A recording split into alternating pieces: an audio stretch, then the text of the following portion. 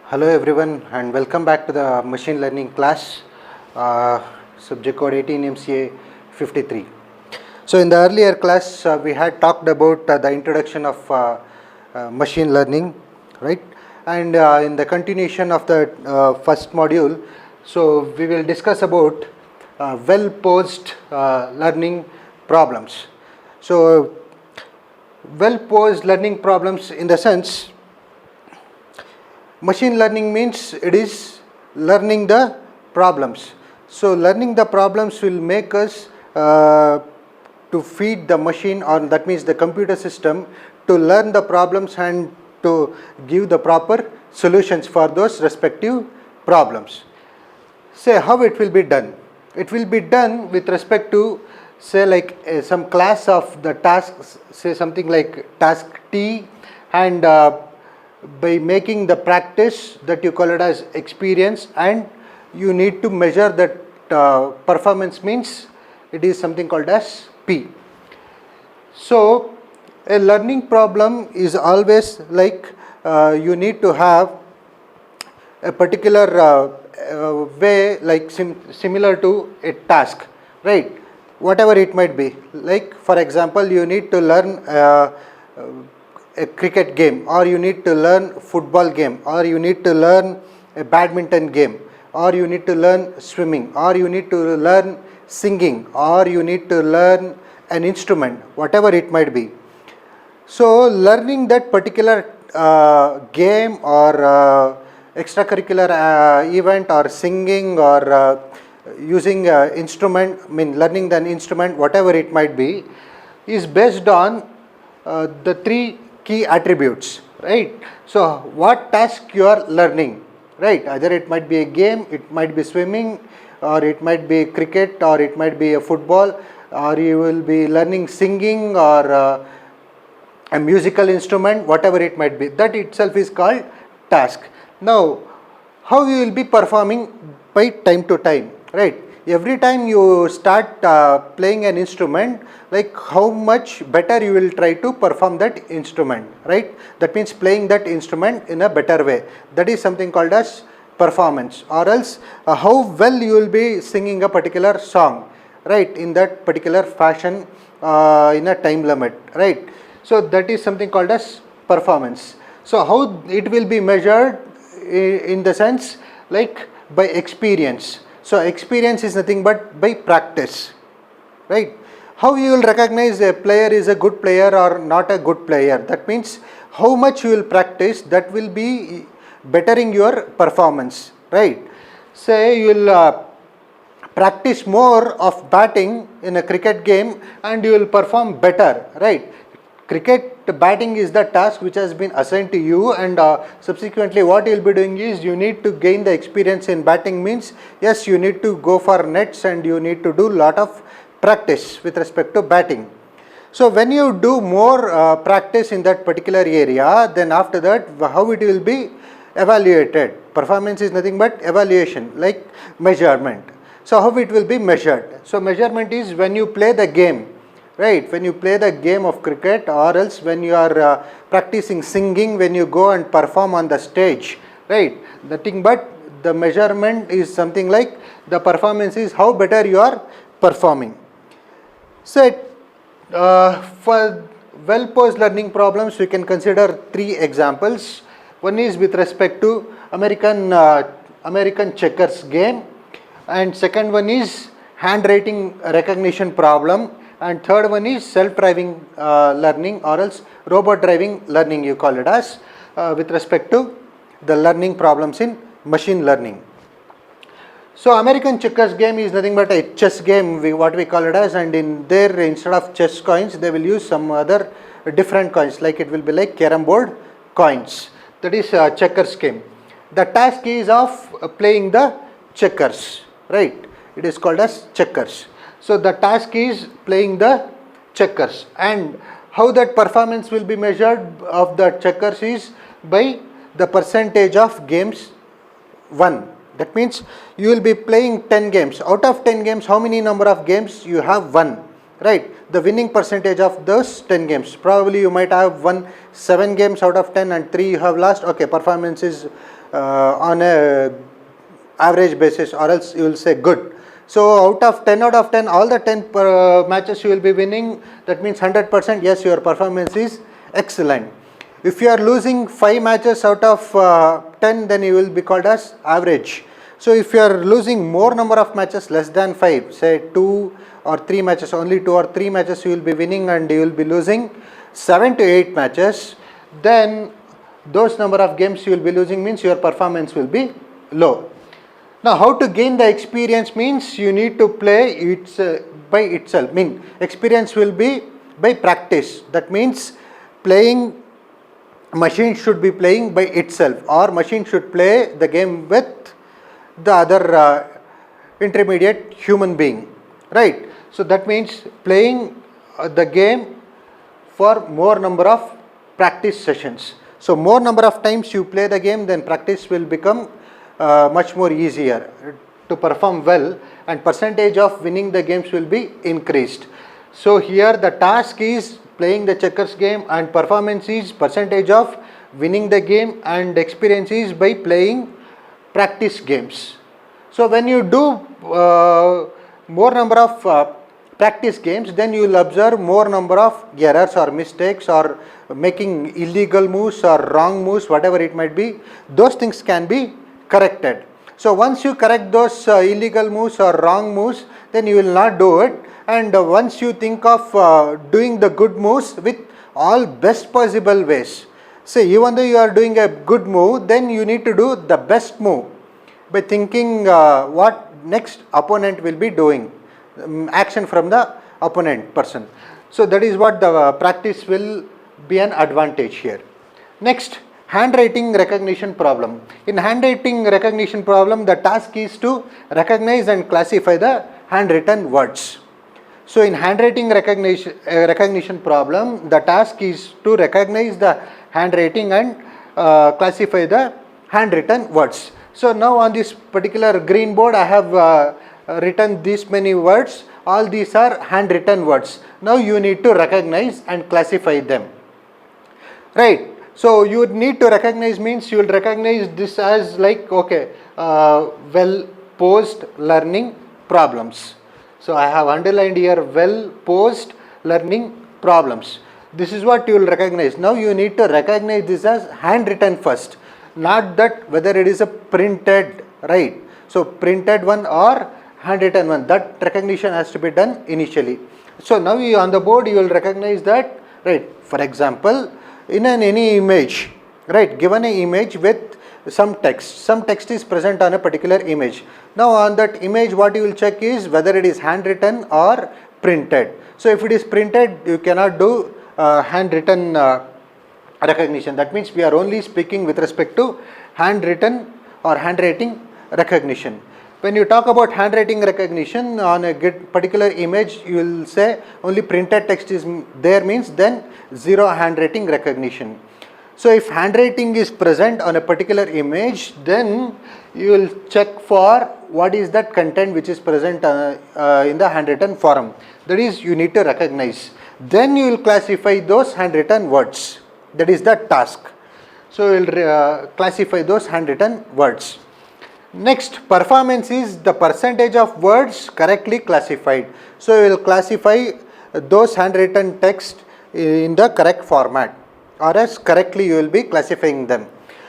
How do you improve that? You will be improving that by experience. Experience means what? Experience is the database of handwritten words with classification. You will search or you will look into the database of handwritten words and you will do that classification. It will be having a classification like out of 10 images, how many images are consisting the handwritten words. So out of 10 images, say 6 images are consisting handwritten words. You need to recognize those handwritten words from the 6 images and classify them, right? So either it will be like alphabets or numerical, etc. Those are the handwritten words you will search for and you will classify them, right? This is the second example for well-posed learning problems. Next, third example will be self-driving cars, or else you call it as robot driving cars. So that means self-driving cars, that means you need to make the machine to learn how to do self-driving. So how to do self-driving has to be learned from the machine. So task is to drive the car using vision sensors on a highway, right? So that is what the task. Task is to drive the car using vision sensors on a highway, right? On a public highway. So you need to drive the car using vision sensors. Vision sensors are those sensors which will be fixed to that car on the roof, on the all corners of the car, that means rear end, front end, and on the side doors, etc. So like that on top of the car. So maybe like 8 cameras or 10 cameras or something like that, 8 to 10 or 12 vision sensors will be fixed on a particular vehicle. So that vehicle has to be driven on a public highway. So that is the task. Next, performance. Performance is the distance travelled before an error. So only using those vision sensor medium, car has to be driven, right? The signals will be given from those sensors. Based on that, the car will be moving.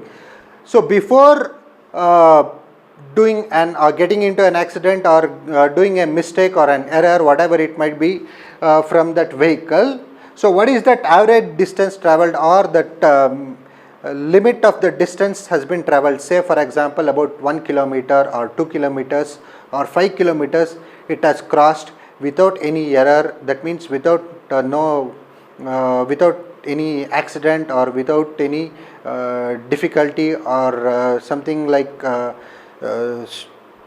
stopping of the car in between, etc. So that is something called as the performance. And experience, how it will be experienced, or how you need to give the experience for that self-driving car, is based on the sequence of commands, images, and recordings of the human driver, right?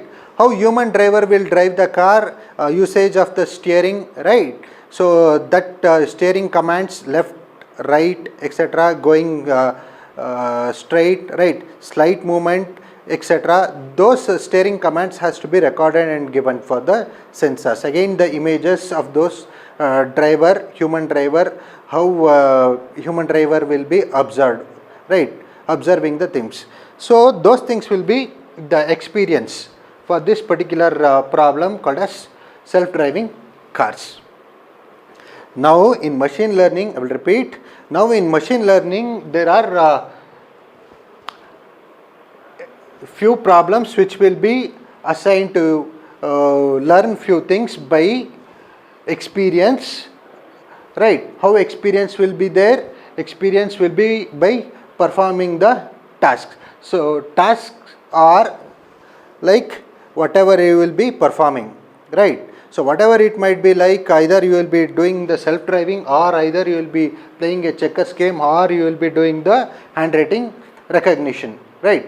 So these things you will be calling it as some task. So the experience for those tasks is the number of times you will be playing, or you will be making the practice of checkers game, and from the database you will be classifying the handwritten words, and from the human driver you will be observing the commands or sequences which are recorded and given to the sensors.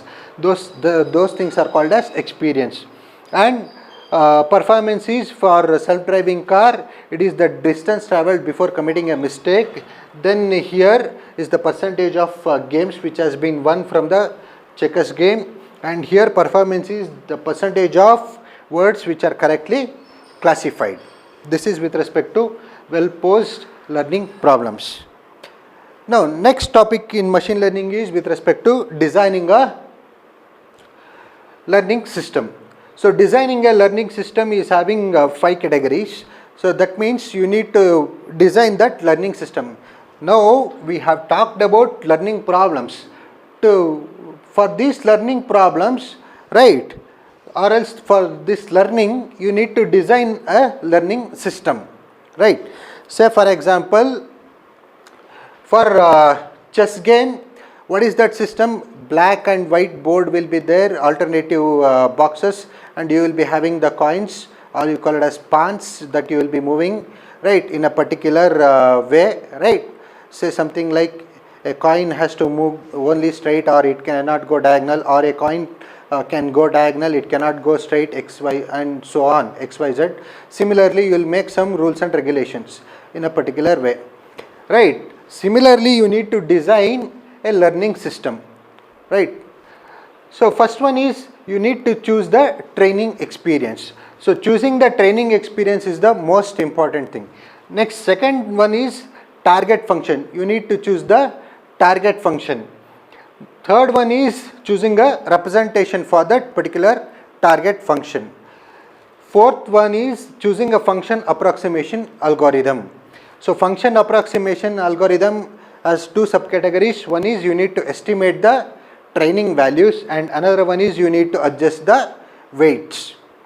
So estimating the training values and adjusting the weights are the two subcategories of approximation algorithms. The last one is the final design of the learning system.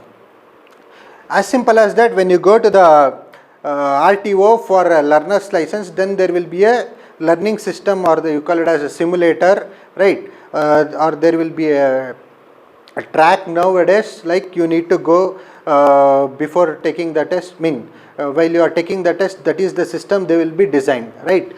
They will be choosing from the training system, right, from the training experience, like they will be choosing this left side, right side, or it will be like a circle and so on, or you need to make a U-turn. Those things will be from the training experience. They will mark on the way for the learner's driving test. Next, target function. Target function is something like you need to target, you need a target like whether you need to take the left turn. That is the target, like after going 100 meters you need to take a left turn. You cannot go right because there is no way. So that is what is the target. After left you need to go straight. Then something like that, after going straight, then you need to take a U-turn. After taking the U-turn you need to come back to the finishing point, something like that. A target function has to be assigned. That means learning function should have a starting and ending. So you need to know the beginning and the end. So it cannot be like infinite learning. So target function is essential. So choosing a representation for that particular target function is also required. Like how do you represent that target function? And you need to choose a function approximation algorithm. An approximation algorithm has to be chosen by the estimation, right. You cannot choose already a defined algorithm. It will be always an approximation algorithm, and always it will be an estimating values. You cannot give always the accurate values. Next, you will go to the last and final design. So these are the design issues of a learning system. Now, if you think of what is that learning system, then the first thing is you need to choose a target, the training system. When we choose the training system in the particular choice, say the first design choice is to choose the type of training experience, say from the system which will learn, like the type of the training which is available that can make a significant impact, like success or failure for the learner. That means whenever you want a kid or a small boy or a girl to learn a game, right? So or else learn singing or a musical instrument, then you will think of giving them the best training, or that means how that best training will be given. You will try to find out the best trainer, right? So you want to give the yoga training for your kid, right? A boy or a girl, right? For that kid you want to give yoga training, means you will think of making them the best yoga, like yoga, whatever you call it as, like he or she will be doing a best yoga fitness or yoga physique, right? Now you will try to find out the best yoga trainer. So that makes the significant impact that your kid will learn the yoga successfully, or whether your kid will not learn the yoga and it will become a failure, and so on. That means that type of training, whatever you will be trying to provide them, they have to learn it. That learning is nothing but that experience. So they need to experience the training given by the trainer such that they will do that successfully. Or else, if they don't experience the training given by the trainer, only if it is on the book, or else if it is by the words, then it cannot be a success, it will be a failure. That means a coach can just give the instructions, but the player has to play the game. So when that player has to play the game and a player has to get the success, means player has to experience that training. So that is what is like choosing the training experience. So for that you have three attributes. So there are three attributes for measuring that success and failure, which we call it as an impact or something like that. First one is like whether the training will be provided directly, right, or indirect feedback. You will get a direct feedback or indirect feedback. So when you go and take the training, you will get the direct feedback or indirect feedback. Regarding that, then you can consider the same checkers game example. So in that same checkers game example, you will get that direct training, like if you make a move on that particular board, so that will be the status of that board. Next, you will make one more particular move, then this will be the status of the board, and so on. When you make a correct move every time, then it will say you are making a correct move. When you make an incorrect move, then it will say like you are making an incorrect move, and so on. So the move sequences and the final outcome of the various games will give you the experience of on the impact of success or the failure. So the move sequence is the experience what you will learn, like how many number of legal moves can be done, and why or how you should not make an illegal move. So when you are making an legal move, then out of those legal moves, what is that best possible move you can do for winning the game, and so on, right? This is with respect to the example of checkers game.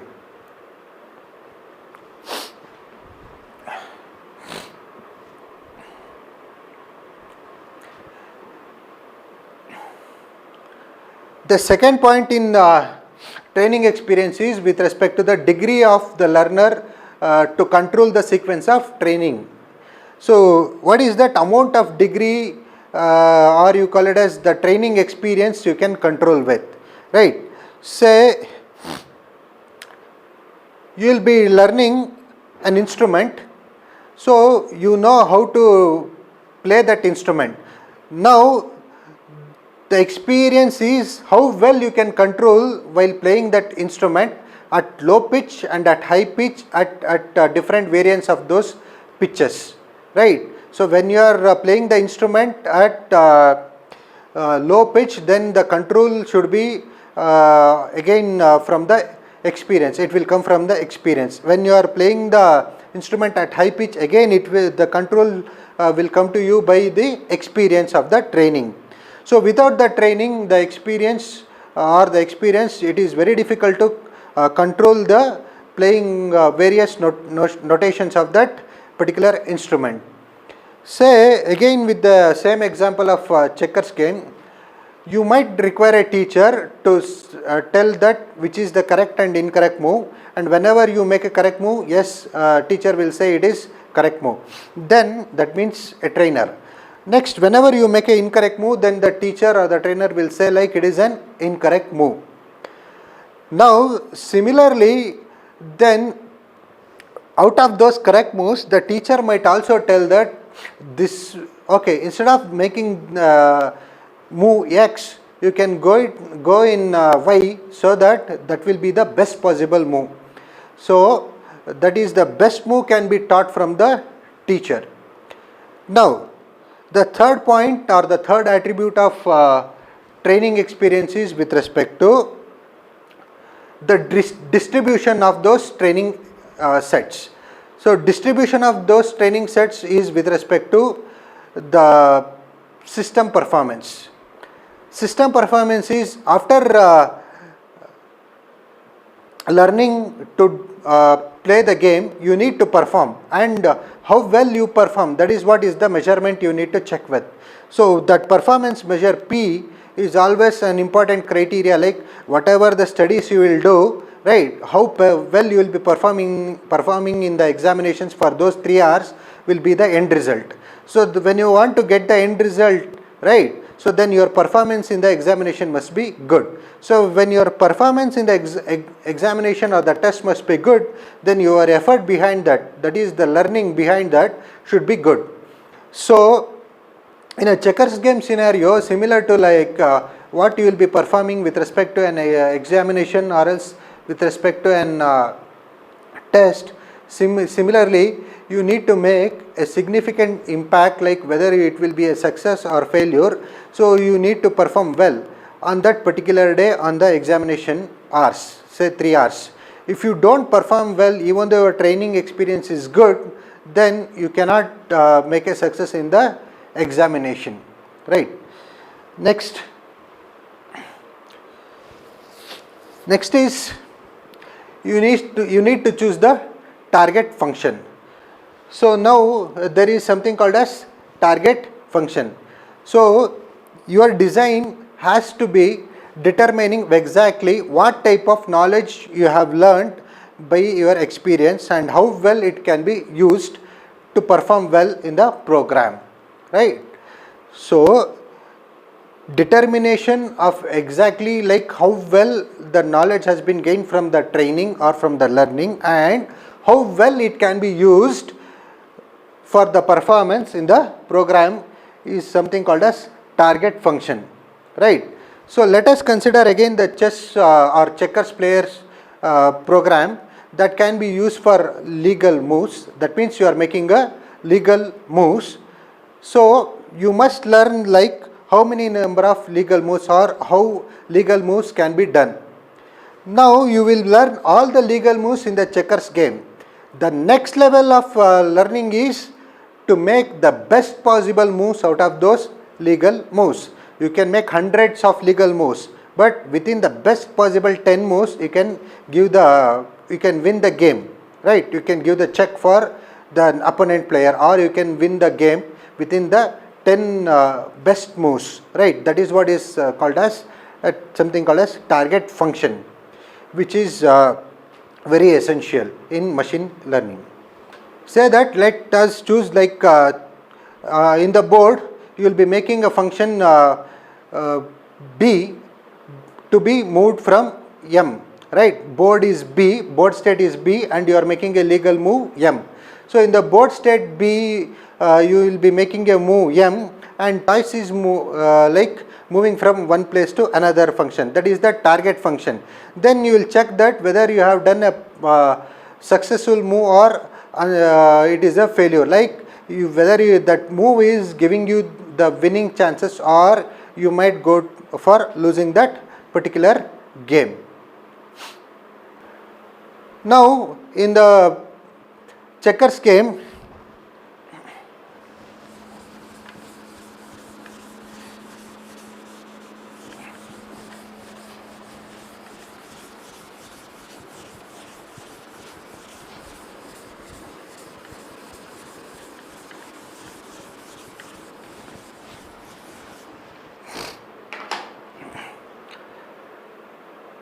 now in the checkers game, like if you say like B is the board state,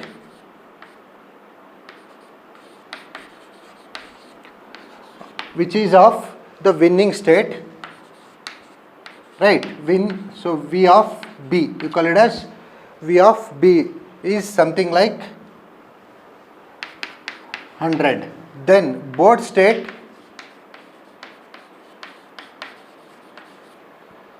of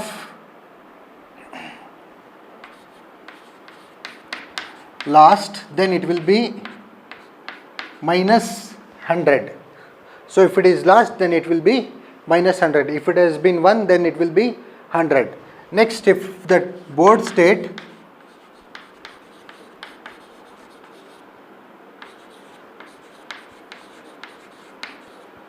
is drawn, then it will be 0.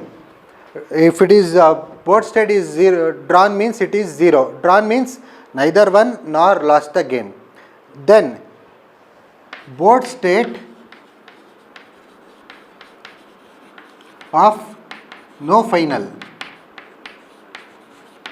So no final means V of board state will become something like V of B dash, right? So neither you are losing the game nor you are winning the game, or else you are not going for drawing state or drawn state also. You are not going for drawn state. What you will be in, like you will be in a best final board state that you are giving more competitiveness.